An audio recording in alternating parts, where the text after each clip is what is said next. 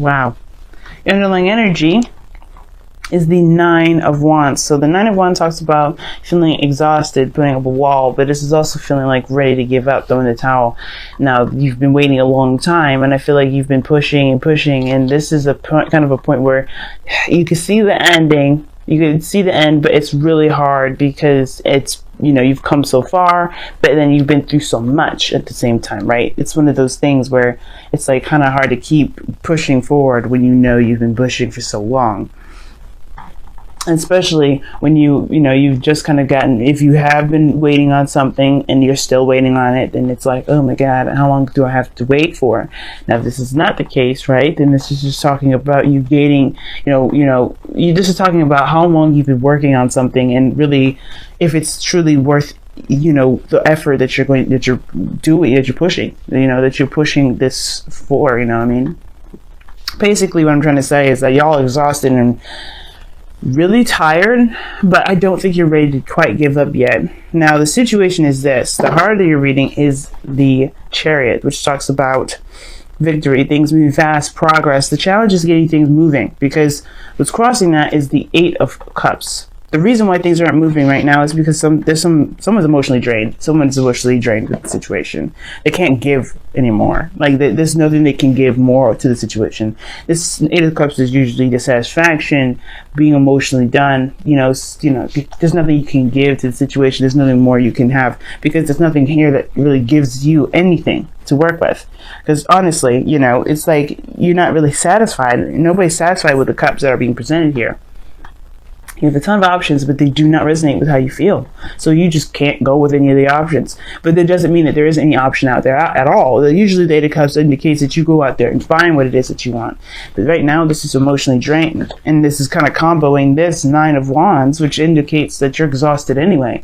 So as much as you want things to move, you're tired, you're exhausted. There's not much you can give any further to the relationship. You've already tried to. And I feel like it's probably exhausting out a lot of other options, but you may have to find a different avenue, one where you're having to trust your intuition, okay? Now, in the past, you have the Star. Now, the Star is talking about hope, belief. This is talking about faith and healing. And I feel like for a lot of you guys, you did have some sort of glimmer of hope in your past. Like, you guys felt this. And this is in your foundation. Even though it's in the past, this is still a foundation. You built something off of faith. You built something that that you at one point believed could be yours. And right now, you're going through a transition where it kind of could feel like you're not sure about what it is that you want. So things will change, right? Some aspects about your dream will change. But ultimately, I feel like you guys will still you still have a bit of hope, which is why you have the Knight of Wands here, right? You're exhausted, but you haven't necessarily given up, because you do have strong beliefs. You guys are fixed signs.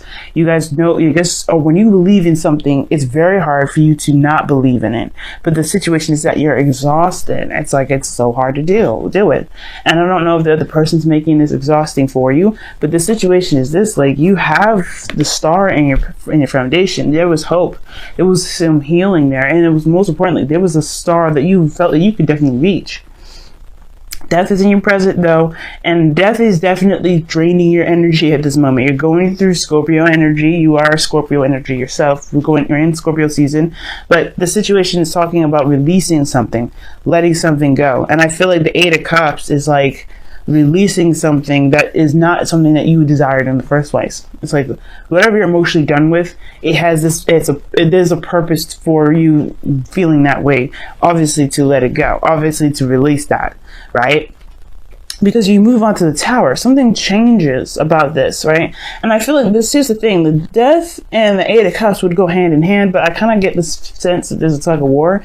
Like, although you're not necessarily satisfied with it and you're emotionally done with the situation regarding death, it's almost like it's kind of, you're still trying to have like a tug and pull kind of situation with it, where like you don't really want to let it go completely. But you can't give it any more, because obviously I think it has to do with that Three of Swords that we saw earlier when I was shuffling, right? Like, it may have to do with some old issues, and this is a process of healing in itself, right? Because obviously death is a transition, it's a change, and you're going through this, and death is usually very slow. So whatever you're releasing right now has to do with probably old issues and old pains attached to some dreams, attached to the dream that you may have had. I think the dream will remain. I just think that there's some things about it that may need to kind of be let go with it. You know what I mean? Right? There's some aspects to this dream that's going to need to be released in order for you to have it. Because here you have the Tower, some radical change comes in. I'm going to go ahead and actually pull you guys an extra card for that one, because I don't know what that is, what this Tower is. You know, other than it being something shocking coming into your life, changing everything as if everything wasn't changing already. And the fact that you have Judgment as your external energy, comboing the Death card, which is dual Scorpionic energy, which is you guys, right? I mean, that's your energy. It's still really intense for you guys. It's still like super intense. And this is something coming back from the past, something that you thought was dead. This is a revitalization. So something that you were emotionally done with is going through some sort of purification process. Like it's getting cleansed out. So you can truly have an opportunity to do something with the, you know, whatever you've been trying to manifest. But why is the Tower in their future? What is this Tower in their future? The Knight of Cups. So you get surprised with perhaps something that you've been wanting, but it comes from the struggle of death, of releasing. There's some sort of attachment to this dream that may be blocking you from actually having it. And it could be that you feel emotionally done, or you're not necessarily sure if this is something you want. Let me go ahead and clarify the Eight of Cups for you as well. Why is the Eight of Cups? What is the Eight of Cups coming up? What is the Eight of Cups for Scorpios for this reading here? The Five of Wands, the conflict. All right, what is this conflict? Conflict is a second chance, second time around. Why? One more. The Emperor. That's interesting, because the Emperor talks about taking control, having your way or the highway.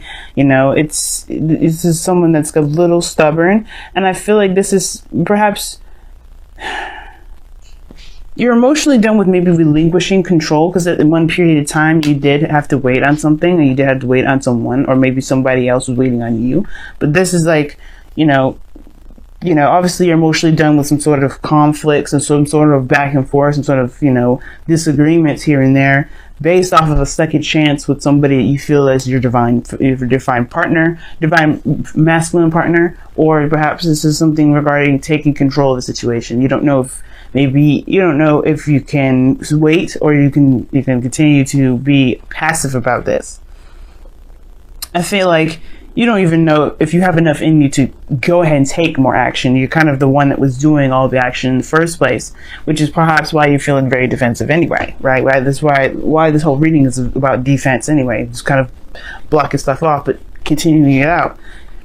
It's almost like you're just not sure if you really want to actually do any further, push any further. Because here you have the Ten of Wands, which talks about, a burden, right? This is the ending of a cycle, right? This is what you've been waiting for, then, from 9 to 10, completing a cycle here. But at this point, you want to, this is about, the burden that you've been carrying, and if it's, worth continuing to carry it, right? Only you can decide whether to drop this burden or not. And what your outcome is showing is that you end up working harder and better and more focused, because you recognize what it is that you're carrying, that, something that you've been building from the ground up, something that you've been working very hard toward anyway. And I feel like you've been working very diligently with this, and now it's almost like you're not sure. It's almost like that weird kind of, transition to actually getting to what you want. It's almost like, you're close to having this, but it's just like, is it true? Is it real? Is it what I want? Is it truly what I want? And the Tower comes in to change everything, because this is something that you've manifested. The Star and the Knight of Cups are in this reading. It's some big stuff.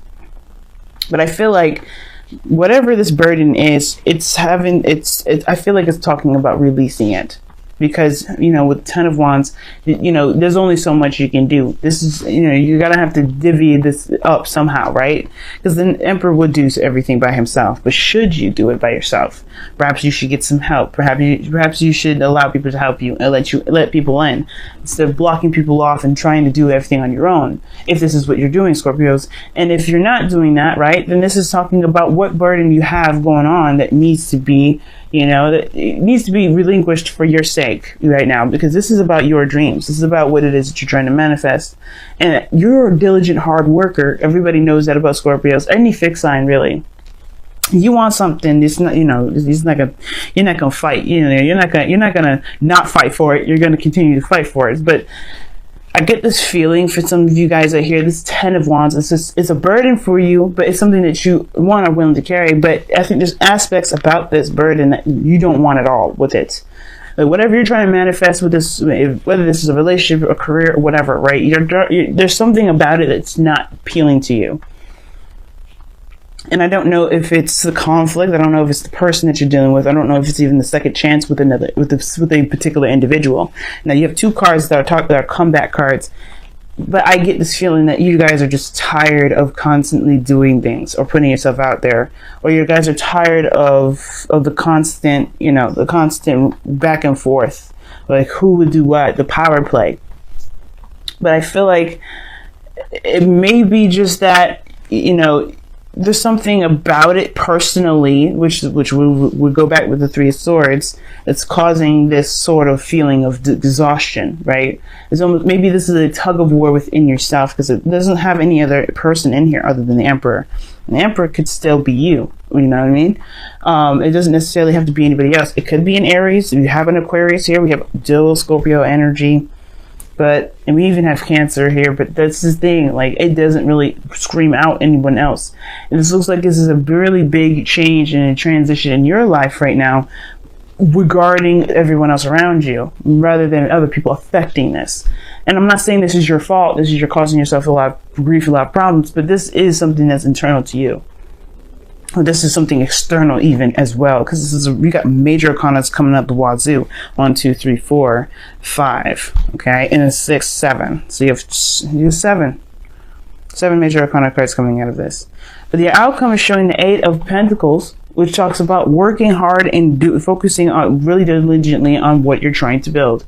You know, that's the Apprentice card here, the 8 of Pentacles, really working diligently. But whatever is distracting you from making progress right now, that's being cleansed. This is being worked on. You're aware of whatever it is. It's just about, you know, taking action on it, it looks like, more than anything.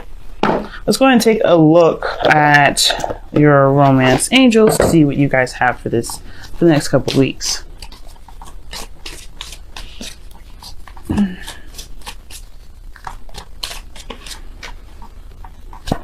All right, this could be the one. Wow, you have already met the romantic partner you seek.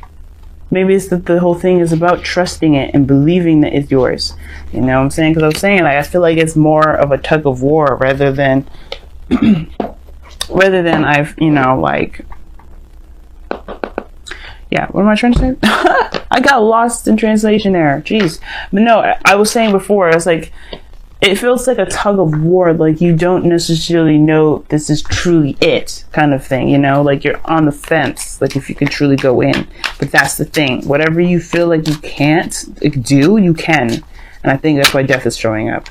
Embrace the dark. Wow, this is your card, guys. I'm gonna go ahead and read you the affirmation for this, because usually, I mean, the messages, you know, are just so powerful, I felt. So I like reading them, but I'll give you my own interpretation before we read it.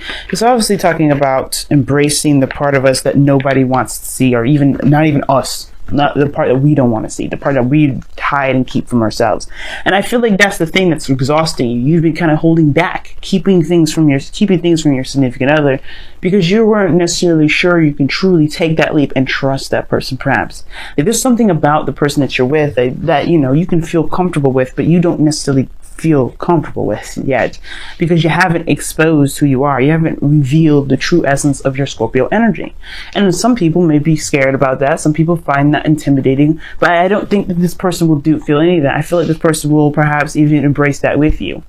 But the point of it all is that there's something personal within you, like I was saying in the very beginning, that you have to embrace, perhaps even to drop the burden of putting up this wall. Because, you know, your darkness is part of you. I have a darkness. Everyone has a darkness. But it's about embracing that and recognizing that and saying, you know what, this is me, and this, if you can't handle it, you can't handle it. That's just who I am, Scorpio. You guys are dark in one way, in a way, but that darkness always shows us towards the light. You know, we go through Scorpio energy to see our truest selves. Scorpio season allows everybody in the zodiac, even the ones that are the lightest, like you say Sagittarius or Aries, or even a Taurus, right? They have to see their truest selves, and their truest selves come out during Scorpio season. And we are blessed to have a Scorpio season because of that, because otherwise we would never be acceptant of ourselves, of who we truly are. And I feel like this season is really showing you who you are within relationships, who you are with yourself. And what Embrace the Dark is saying is it's time to accept all of you, every aspect of you, even the parts that you feel that are maybe you may be deemed inappropriate for other people to see, or maybe what other people may not accept. But here's the message, right? You've been taught that all is either good or evil, negative or positive. Good gives rise to good, and bad gives rise to bad. It is wrong to have feelings of anger, dislike, or fear, as these emotions are born of our shadow selves. This is not truth. Everything happens for a reason. Love can rise to destruction, and hate can inspire acts of genuine love. The lessons offered by our shadow often teach us the most. Know your shadow self. Love it. Without the darkness, the stars could not be seen. Yeah, man. It sounds like a hard couple weeks, especially considering Venus is going retrograde, is still retrograde during this time that I'm reading for, but you guys can handle this. Nothing is ever given to you that you cannot handle. And when it comes to accepting your darkness and looking at how you are and who you are, you know, it can be exhausting to put up a mask, but I feel like this is not about putting up a mask. It's about, you haven't been putting up a mask. It's more of like releasing and being you at all, in all facets, in all areas, you know? And that can be kind of scary to even show people. But that's the thing that you may have to release, that part of you that you've been hiding for so long.